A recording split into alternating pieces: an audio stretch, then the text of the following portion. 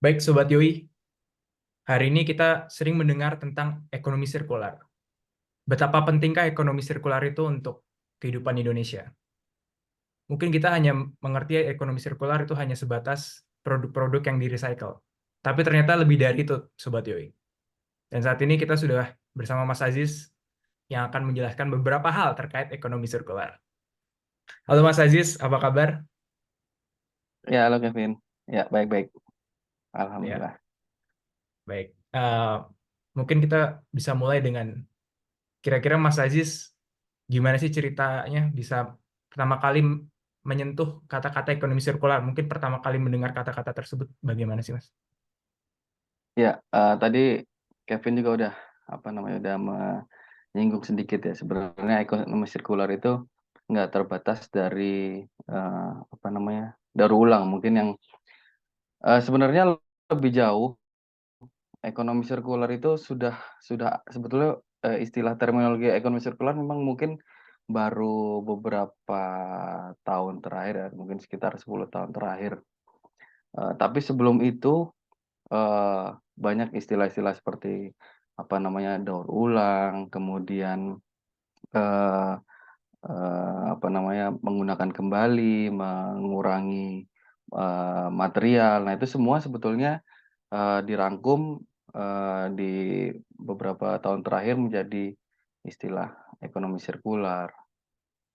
Jadi secara terminologi itu ada dua terdiri dari 2 kata ekonomi dan sirkular. Ekonomi sendiri ya seperti kita tahu bahwa eee, kita mengupayakan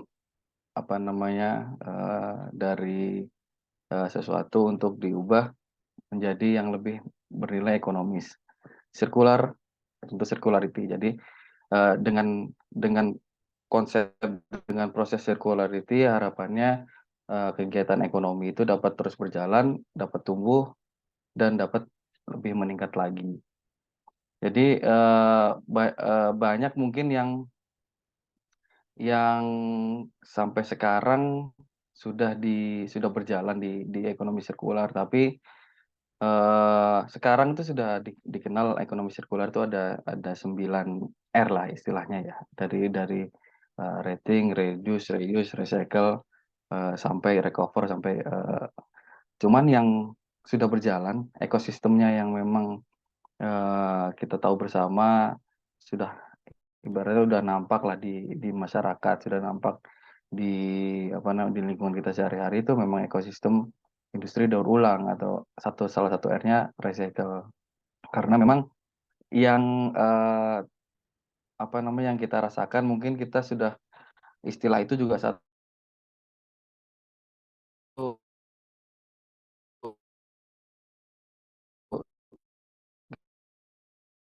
kita sudah tahu dari lama. Yang kedua, jadi ya nggak terlepas dari masyarakat, kemudian pemerintah, kemudian industri, itu juga semuanya bisa menerapkan recycle tanpa disuruh. Artinya tanpa ada aturannya, tanpa ada regulasinya, sebetulnya industri misalkan sudah menerapkan itu jauh jauh lebih lama ketika mereka sudah merasa bahan bakunya sudah mulai berkurang, kemudian cost mereka tinggi di produksi, mereka pasti akan berpikir bagaimana caranya supaya profit ekonomi mereka bisa besar, tapi mereka juga tetap bisa mengelola lingkungan sejalan dengan keuntungan yang mereka dapatkan. Nah, bagaimana caranya mereka berpikir, kemudian eee, tentunya pasti dengan apa yang kira-kira sudah low value atau no value bahkan, sudah dianggap tidak punya nilai, tapi mereka bisa manfaatkan lagi, mereka bisa gunakan lagi, mereka tingkatkan value-nya, mereka jadikan produk baru. Nah, itu jadi menguntungkan buat mereka, mereka bisa dapat keuntungan tambahan, mereka bisa juga menjaga atau melestarikan lingkungannya, menjaga sumber dayanya supaya tidak over eks explore, over pengambilannya tidak berlebihan, itu mereka menerapkan konsep ekonomi sirkular. Mungkin gitu, Vin. Baik, Mas. Mungkin bisa cerita dikit, Mas. Kapan Hmm. pertama kali Mas Aziz dengar kata ekonomi sirkular itu pertama kali? Nah, sebetulnya ekonomi sirkular itu baru aku dengar pertama kali, berarti 2022 ya, baru pertama kali ketika masuk di kerjaan yang sekarang gitu. Tapi kalau istilah, jadi ekonomi sirkular kan yang tadi aku bilang banyak banyak partnya ya, ada reduce, reuse, recycle, recover, remanufacture, rating, segala macam. Nah, itu mungkin part-partnya sudah pernah kita dengar, jauh lebih lama gitu. Dulu mungkin dikenal 3R, reduce, reuse, recycle, kemudian ditambah 4R, 5R, sekarang 9R. Nah, terminologi, ekonomi sirkular baru aku dengerin sebetulnya, baru aku tahu di 2022.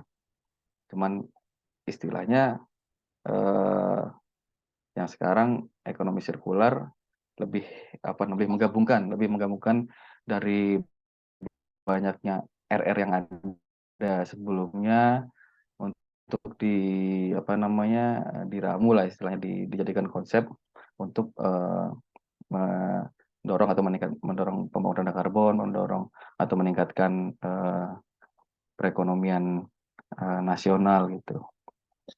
Jadi baru baru setahunan lah, Vin. 2 tahun berarti, sekarang udah 2023 akhir ya.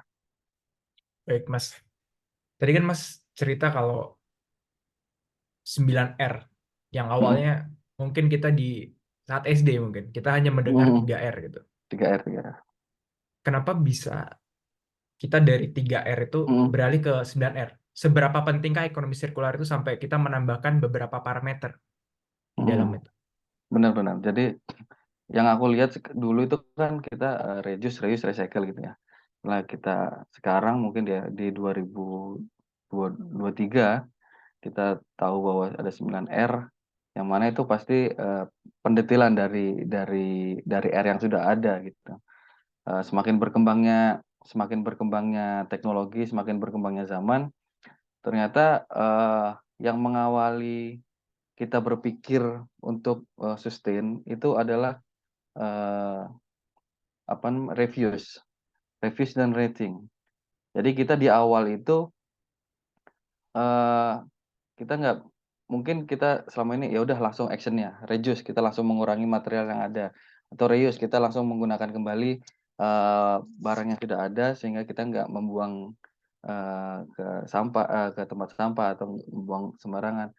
Atau kita, langsung action recycle aja produk supaya nggak jadi sampah, kita daur ulang jadi apa.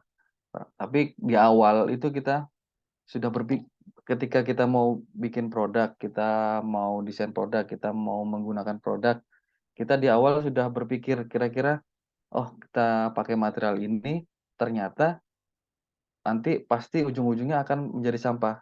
Jadi kita, "Ah, jangan jangan pakai material yang ini berarti. Kita coba material yang lain." Dengan R&D, dengan, riset kita bisa memikirkan, "Oh, dengan material ini kita bisa, menjadikan, produk ini, bisa dimanfaatkan lagi, bisa digunakan lagi, bisa didaur ulang." Nah, kita baru, bikin produk. Jadi di awal itu kita, sudah me me me me-rating apa saja material yang ketika kita akan gunakan, ak kita produksi, kita konsumsi, itu berdampak baik atau buruk untuk lingkungan. Nah, se se semakin rigidnya, ekonomi sirkular menjadi 9R itu, yang mungkin selama ini kita taunya, eee, hanya mendaur ulang, ternyata bisa ada juga istilah, repair, diperbaiki. Ada juga istilah, eee, refurbish, ada juga istilah, remanufaktur. Jadi lebih lebih lebih khusus lagi mungkin recycle secara umum didaur ulang, tapi kalau ketika repair, ya repair ada upaya perbaikan, refurbish ada upaya perbaikan tapi, dengan apa namanya, dengan perlakuan tertentu. Remanufaktur konsepnya sama, ada perbaikan tapi, eee secara apa namanya, secara khusus remanufaktur lebih, sesuai, dengan SOP.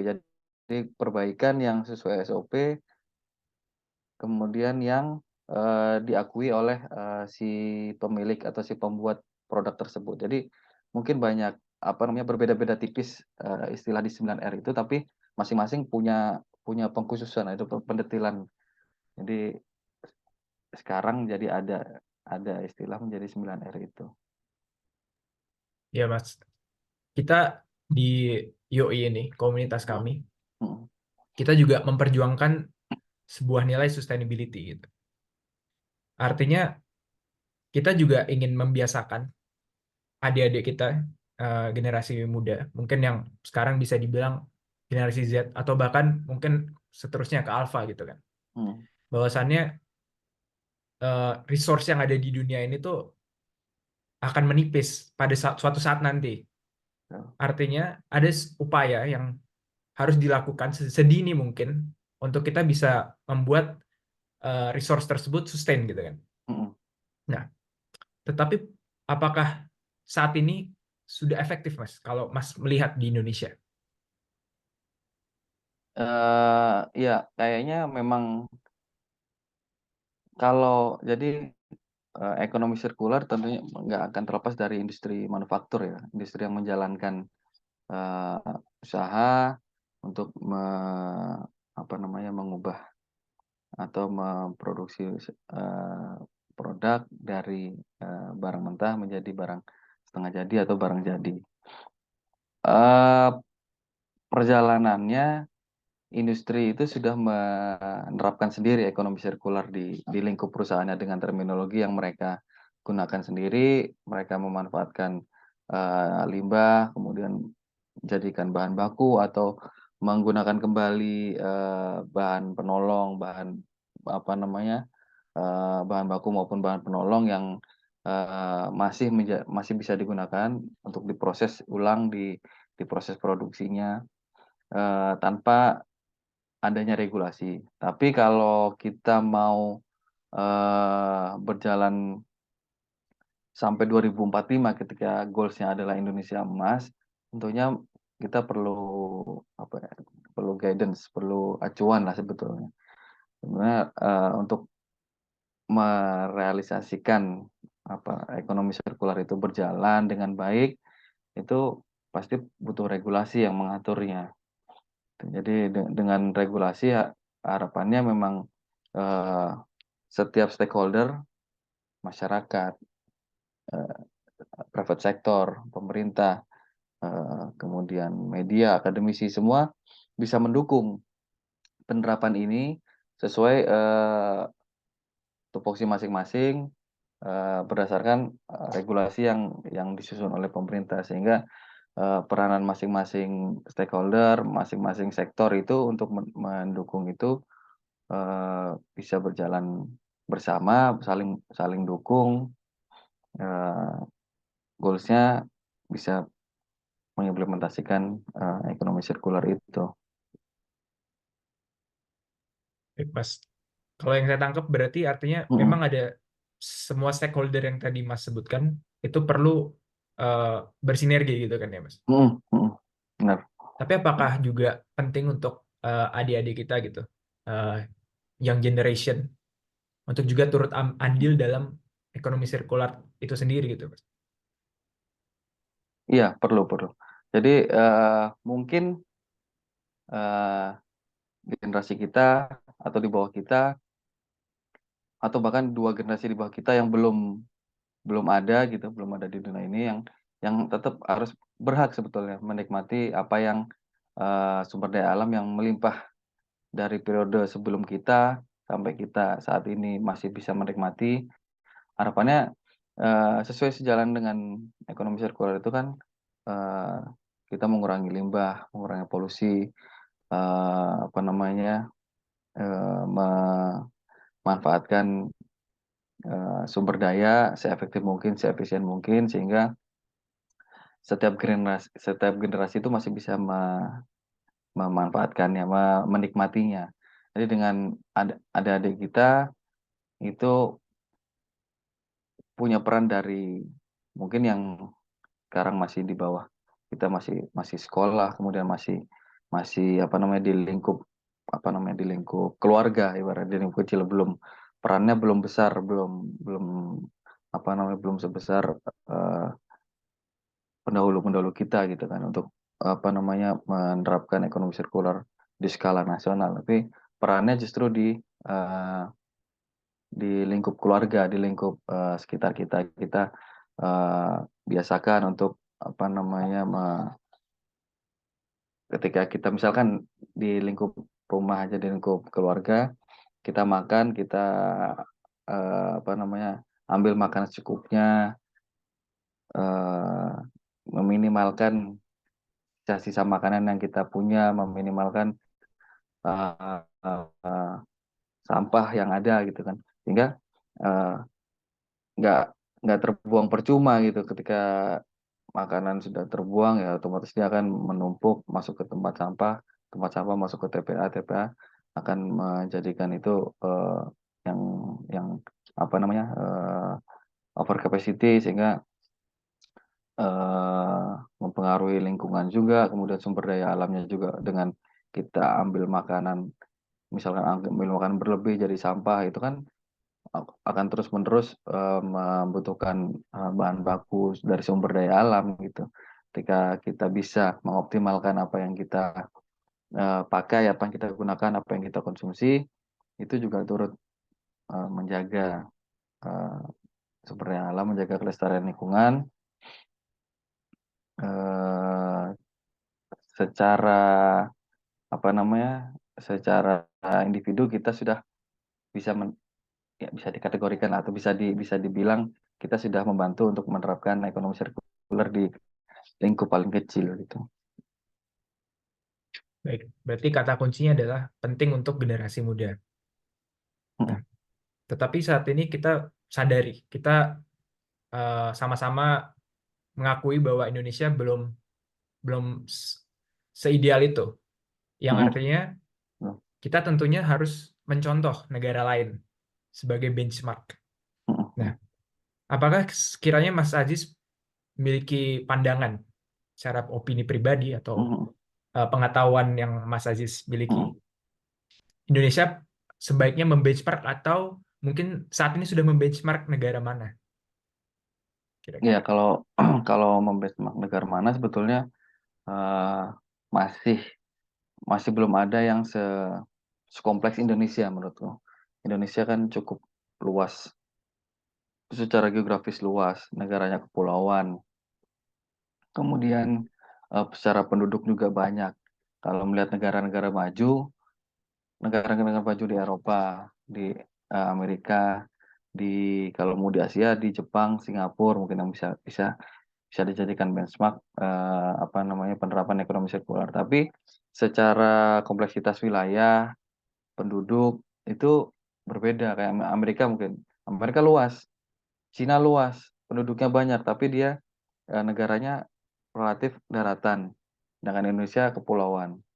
Kemudian negara yang Singapura misalkan, atau Eropa yang punya area lebih kecil, dia ekonomi sirkularnya bisa bisa lebih kuat karena teknologi sudah maju. Jadi yang memang salah satu salah satu yang bisa memicu ekonomi sirkular itu berjalan itu teknologi, pengembangan teknologi ke arah teknologi hijau seperti itu. Di Eropa, di Denmark misalkan, kemudian di Jerman itu eh, industrinya untuk mendukung ekonomi sirkular, industri daur ulang dan sebagainya, itu sudah cukup maju, sudah cukup berjalan dengan baik. Supply-nya ada, demand-nya ada, kemudian ekosistemnya juga sudah berjalan dengan baik gitu kan. Di Singapura mungkin yang terdekat dengan kita, misalkan untuk elektronik atau tekstil, itu mereka ada Dropbox untuk memang Dropbox yang untuk apa namanya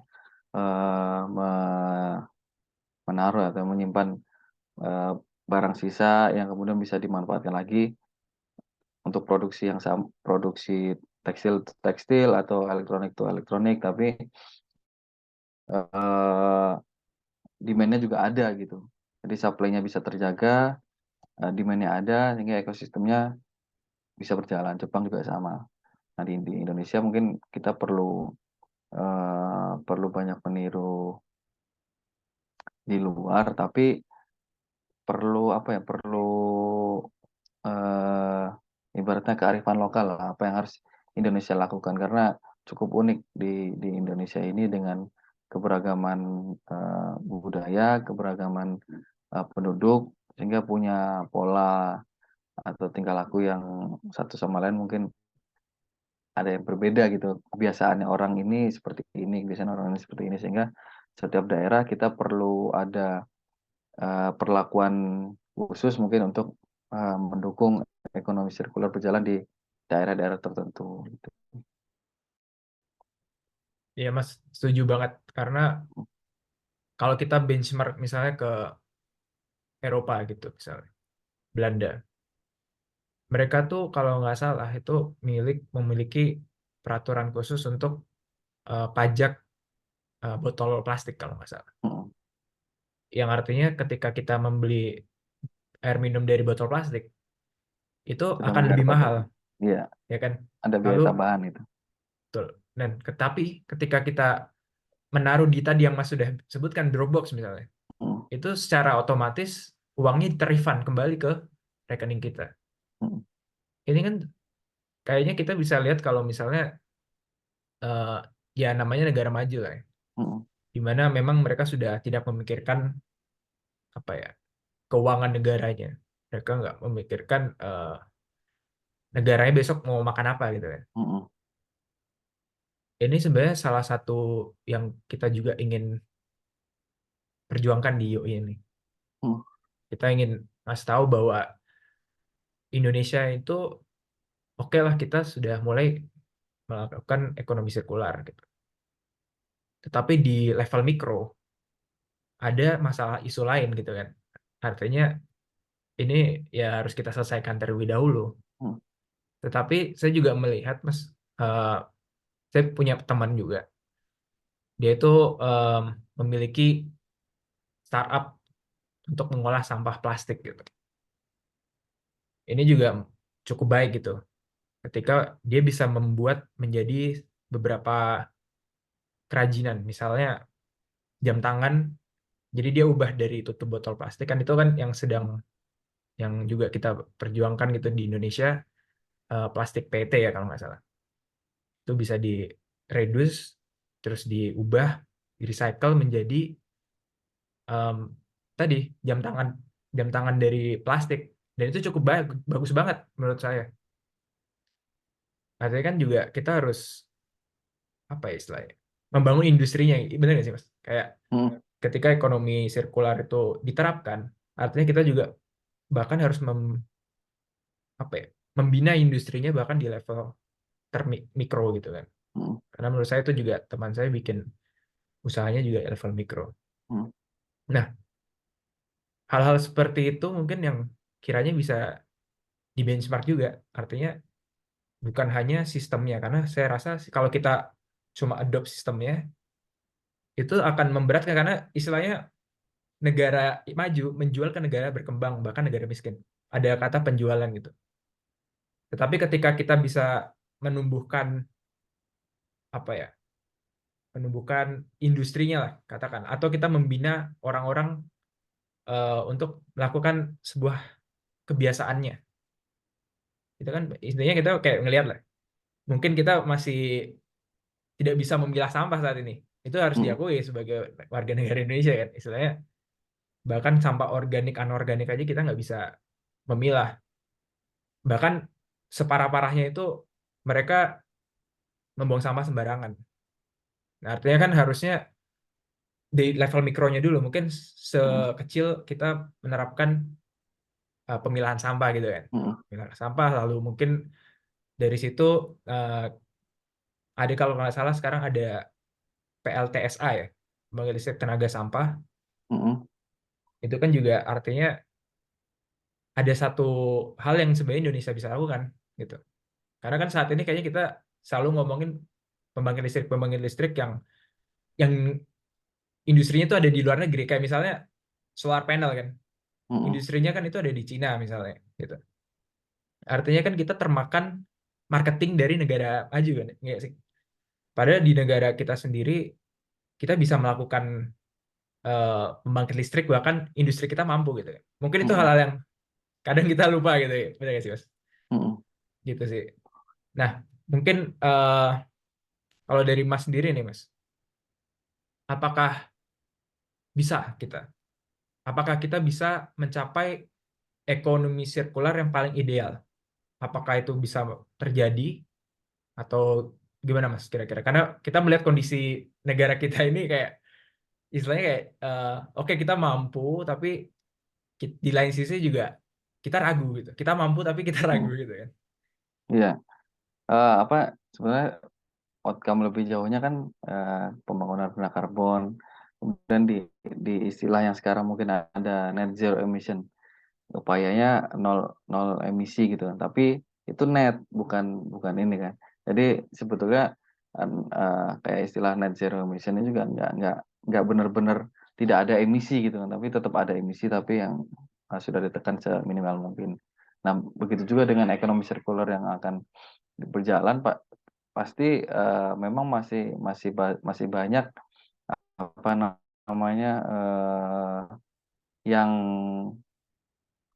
apa ya, yang mungkin akan menjadi, eee, limbah atau menjadi polusi atau menjadi pencemar, tapi itu ditekan seminimal mungkin nanti ke depannya, sehingga, sumber daya yang ada, sumber daya virgin itu bisa digantikan oleh limbah yang selama ini kita Eee, terbuang sia-sia, terbuang percuma ke TPA.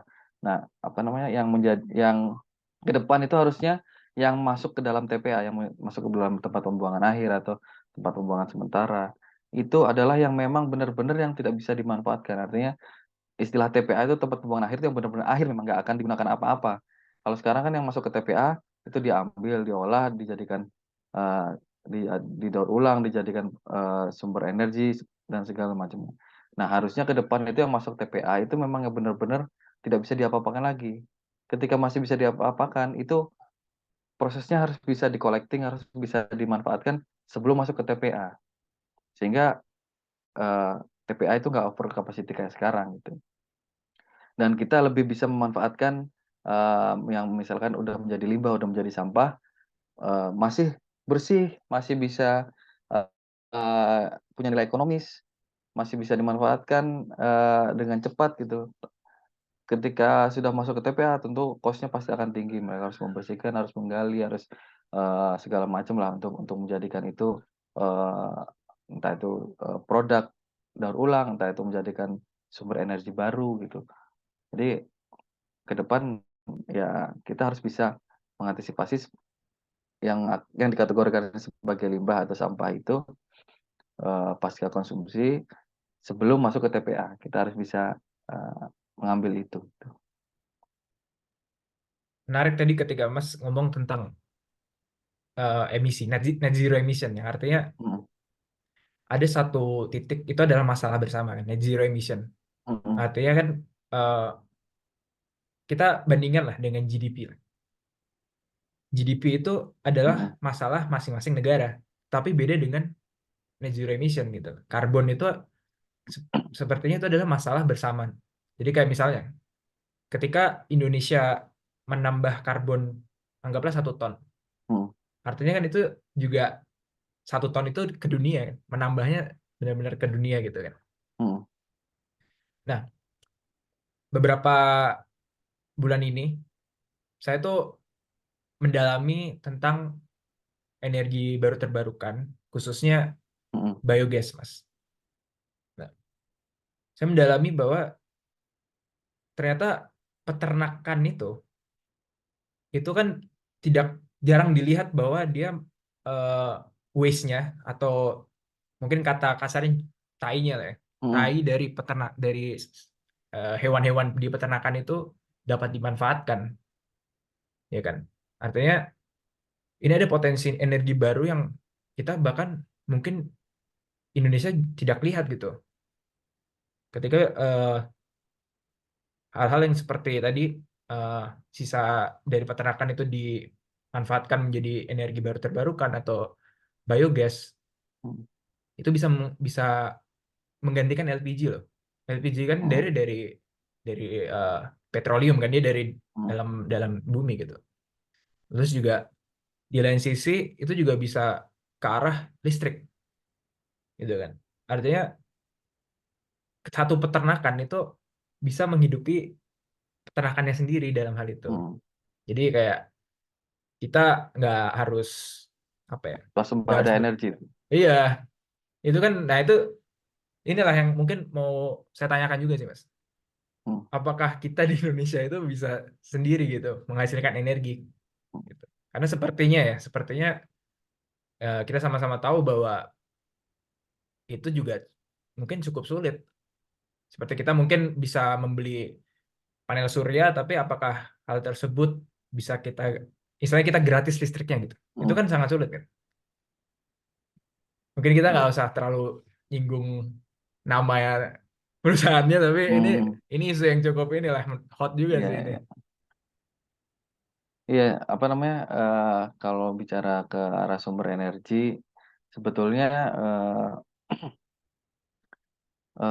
waste to energy itu memang banyak banyak cabangnya ya, banyak dari limbah, dari sampah itu bisa kita manfaatkan untuk jadi energi. Tapi, secara, nasional regulasinya itu memang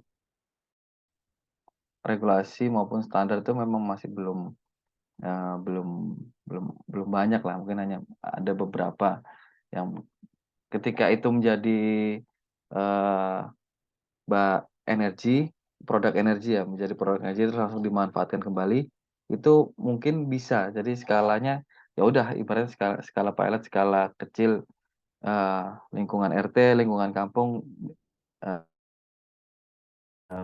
ngumpulin sampah segala macam, ngumpulin, limbah gasnya, metannya ditangkap, ya jadi biogas biogas untuk, apa namanya, listrik di lingkungan mereka sendiri ya. Itu nggak masalah, nggak ada regulasi. Tapi, eee ketika itu masuk, apa namanya, dalam skala besar, kemudian skala industri, nah itu perlu perlu, apa namanya, ada campur tangan pemerintah di situ. Karena pemerintah juga yang mengatur, distribusi, yang mengatur, apa namanya, eee, suplai dari energi yang ada yang akan dialirkan ke masyarakat gitu. Nah, standarnya itu, memang ya standar itu kan diperlukan sebetulnya untuk memberikan rasa aman juga ya, rasa aman terhadap produk yang kita pakai, kemudian produsen juga, bisa menerapkan standar itu agar, si konsumen itu menjadi lebih percaya gitu akan produk mereka. Nah, ketika itu nggak ada standarnya, ya ibaratnya resiko ditanggung masing-masing lah gitu. Ketika kita berhasil memanfaatkan limbah sampah jadi energi, kita gunakan sendiri, ketika ada apa-apa, ya itu ditanggung sendiri gitu. Kalau ada standarnya, sesuai SOP atau sesuai SNI yang ada, ya itu bisa dipertanggungjawabkan gitu. Oke, artinya kuncinya adalah standarisasi loh ya. Mhm. Mhm. Kuncinya standarisasi karena apapun yang eh, bisa kita lakukan terhadap ekonomi sirkular belum tentu itu sesuai dengan yang kita harapkan. Artinya tetap keamanan adalah yang utama gitu kan. Betul. Nah, saya juga pernah ini Mhm. Mas, saya tahu kalau ada dosen di ITB itu dia mengembangkan pengganti batu bata. Jadi batu bata alternatif itu dia dari Mhm. popok popok bayi. Oh. Jadi bekas gitu kan. Itu ternyata bisa jadi alternatif batu bata. Bahkan kalau nggak salah itu juga campuran dengan putung rokok bekas. Mhm. Jadi diolah sehingga itu bisa jadi suatu hal yang lebih berguna. Artinya ada added value di situ kan. Nah, ini sebenarnya mungkin kalau kita bicara mendalam tentang waste tadi itu tuh sangat banyak gitu kaitannya dengan added value. Nah, kalau misalnya kita boleh lihat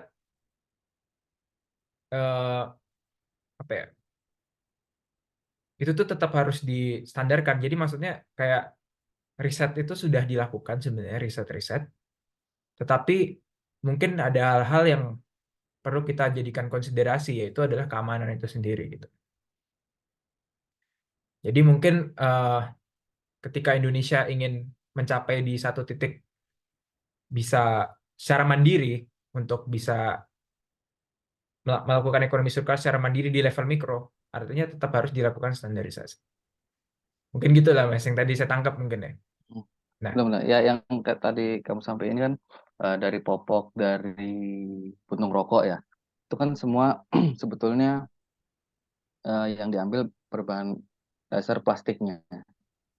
Jadi plastiknya dimanfaatkan untuk jadi batu bata atau batako, sama seperti yang misalkan pernah didengar limbah plastik jadi paving block atau jadi aspal. Nah, itu sebetulnya konsepnya sama seperti itu. Jadi yang diambil memang ketika plastik itu di apa namanya di-press kemudian diproses, didaur ulang bisa menjadi eh, salah satu salah satu alternatif lah, dan itu termasuk penerapan ekonomi sirkular juga.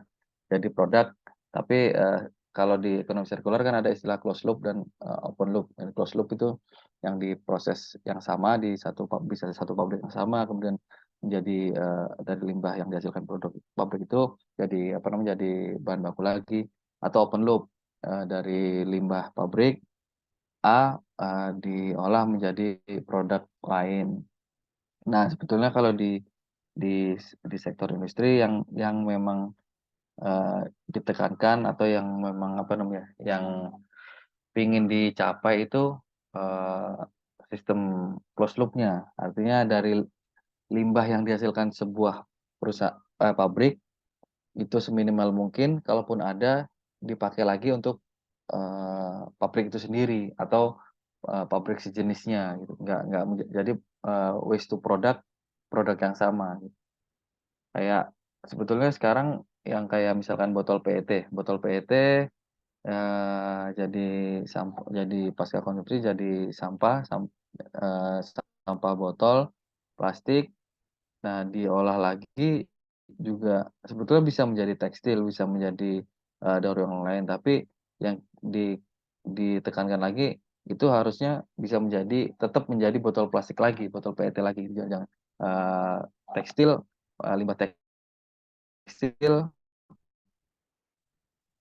bisa menjadi limbah yang lain, tapi kalau bisa dia tetap menjadi produk tekstil juga gitu ya. Apapun itu, di limbah kaca misalkan, limbah kaca, eee, apa namanya, pecahan kaca atau potongan-potongan kaca atau keramik gitu kan, diolah lagi jadi bahan baku untuk produksi kaca lagi gitu, Kak. Jadi sirkularnya di perusahaan atau di sektor yang sama, sehingga mereka tidak apa namanya, tidak over eee, apa namanya, eksplorasi untuk sumber daya alam yang digunakan di produk mereka gitu. Sehingga yang dikatakan sebagai ekonomi sirkular itu bisa berjalan eee, di apa namanya, di lingkup perusahaan, di lingkup sektor industri masing-masing gitu. saya malah jadi ngeliat peluang nih Mas, kalau maksudnya di Mhm, industri itu. Ketika dia mhm, close loop tadi yang Mas jelaskan, artinya mhm, ada opportunity untuk cost-nya itu makin berkurang kan, reduksi cost kan artinya. Karena dia bener pada akhirnya bener. hanya menggunakan resource pertama, tetapi pertama itu suatu saat akan dipakai lagi. Iya Artinya iya, heeh, bener. pengaruhnya nanti akan ke supply dan demand gitu kan. Betul, kalaupun kalaupun nggak, jadi misalkan mereka pakai bahan baku atau bahan penolong 100% gitu kan. kemudian mereka prosesnya efektif, efisien, teknologi yang digunakan bagus, limbah yang dihasilkan sedikit gitu kan, 10% misalkan. Nah, apa namanya, ketika itu bisa digunakan lagi, walaupun nggak 100% apa namanya, limbah itu digunakan untuk bahan baku lagi atau bahan penolak lagi itu nggak masalah, tapi yang jelas kita nggak menggunakan 100% lagi bahan baku dari alam gitu. Ini, masih apa namanya, ada yang bisa direduksi, sumber daya alam yang digunakan, kemudian, di proses produksinya diefektifkan lagi, diefisienkan lagi, sehingga, eee, cost yang digunakan mungkin harapannya cost yang digunakan juga menjadi lebih sedikit, eee, untuk dari sudut pandang ekonomi, dari sudut pandang lingkungan, limbah yang dihasilkan juga jauh lebih sedikit gitu. Betul, Mas. Artinya ketika suatu perusahaan dia ingin loncat dari nol ke satu, dalam arti ini dia baru ingin memulai tahap ekonomi sirkular kan. Itu pasti cost-nya sangat tinggi pertama. Mhm Tetapi itu mhm. adalah menurut saya investasi jangka panjang. Nah, Karena ketika dia sudah memiliki fasilitas recycle-nya atau fasilitas ekonomi sirkularnya, itu mungkin misal anggaplah 10 tahun dia harus balik modalnya 10 tahun untuk membangun fasilitas tersebut. Tapi efeknya ini ketika 10 tahun ke atas itu akan J-curve kan. Artinya dia mhm akan cepat banget kayak. mhm Ini mhm saya juga ngelihat di industri perkapalan. Ketika kita membicarakan tentang ekonomi sirkular di industri perkapalan atau industri logam itu ada istilahnya penutupan kapal kan. Mungkin Mas mhm juga familiar lah. Nah, mhm artinya kan di langkah pertama itu sangat mahal, Mas.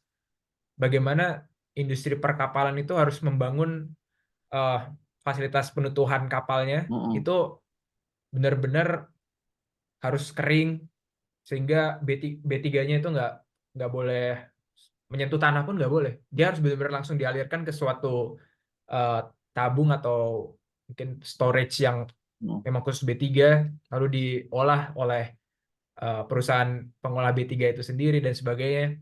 Ini sangat mahal gitu. Tetapi ini yang perlu kita sadarkan nih untuk eh, anak muda bahwa memang di awalnya mahal, tetapi kita harus melihat itu dalam jangka waktu yang sangat panjang gitu ya. Oleh sebabnya mungkin Mas nih ada pandangan opini pribadi nih Mas. mhm. Bagaimana aplikasi ekonomi sirkular ini 10 sampai 30 tahun ke depan Mas? Ya, apa namanya, mungkin dengan kita, eee, nggak belum belum terlalu jauh ya, kita belum terlalu jauh dari apa namanya, eee, peristiwa atau kejadian pandemi 2019. Sebelum pandemi mungkin, eee, apa namanya, ya kita industri berjalan seperti itu, teknologi berjalan sudah seperti itu. Nah, pandemi datang secepat itu sehingga, manusia, kita semua, tiba-tiba harus apa namanya, harus punya perilaku yang berbeda. Jumping-nya mungkin, wah 100-200% mungkin, atau bahkan bahkan lebih.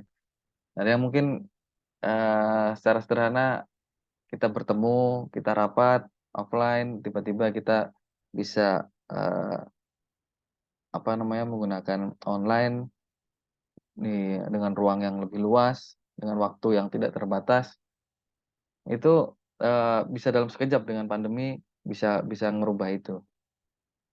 Teknologi, apa namanya, terus terus berkembang ketika ada tantangan gitu kan. Apalagi yang mungkin 10, tadi Kevin bilang 10, 20, atau bahkan 30 tahun ke depan, kita nggak tahu ke depan ada tantangan apa, tapi yang jelas, riset itu kan tetap harus dikuatkan. Riset, eee, apa namanya, baik oleh akademisi maupun oleh, private sector ataupun bahkan oleh pemerintah sendiri, itu riset tetap harus dikuatkan sehingga ke depan ketika ada ataupun tidak ada tantangan, kita, dengan adanya teknologi tersebut bisa mendorong, menerapkan, ekonomi sirkular atau konsep-konsep yang 9R itu bisa bisa berjalan semua gitu dengan adanya teknologi. Eee, ya Tapi teknologinya juga teknologi yang, eee, ramah lingkungan pastinya kan harusnya. Jangan sampai, dengan kita apa namanya, kita menyelesaikan permasalahan yang satu lingkungan yang satu, justru menimbulkan, permasalahan yang lain gitu kan. Biar semua tetap bisa, apa namanya, bisa berjalan bersama, koridornya, eee, apa namanya, pertumbuhan ekonomi jalan, kelestarian lingkungan jalan, jadi dua-duanya bisa bisa mendukung, eee, apa namanya tadi, pembangunan berkelanjutan SDGs itu, Indonesia Emas 2045. Baik, Mas, luar biasa banget nih Mas, apa obrolan kita hari ini gitu. Sebelum saya tutup nih Mas, Iya, mungkin Mas ada heeh, pertanyaan untuk tamu kita atau narasumber kita berikutnya nih. Apapun itu, nanti kita sampaikan. tentang apa? Apa aja? Apa ya, eee, apa ya,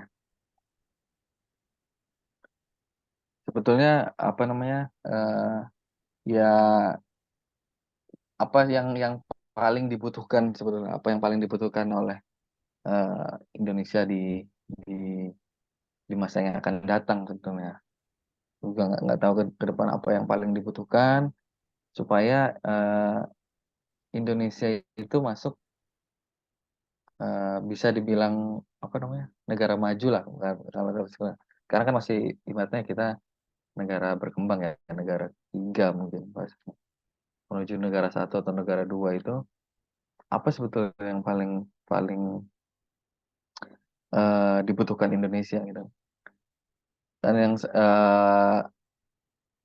di 2000 kenapa Indonesia 2045 itu Indonesia emas, itu kan, dikategorikan Indonesia emas dengan asumsi, ada juga istilah yang bonus demografi. Jadi istilah, apa namanya, penduduknya di usia produktif itu jauh lebih banyak, jauh lebih besar, jauh lebih kuat sehingga harapannya di Indonesia Emas 2045 itu orang-orang yang produktif itu lebih punya peran, lebih punya andil untuk, membangun Indonesia di masa yang akan datang. Nah, tapi sebetulnya apa yang paling, dibutuhkan Indonesia untuk bisa, jadi negara maju. Oke, baik. Terima kasih Mas Aziz sudah Hmm, bisa hadir di Yoi ini.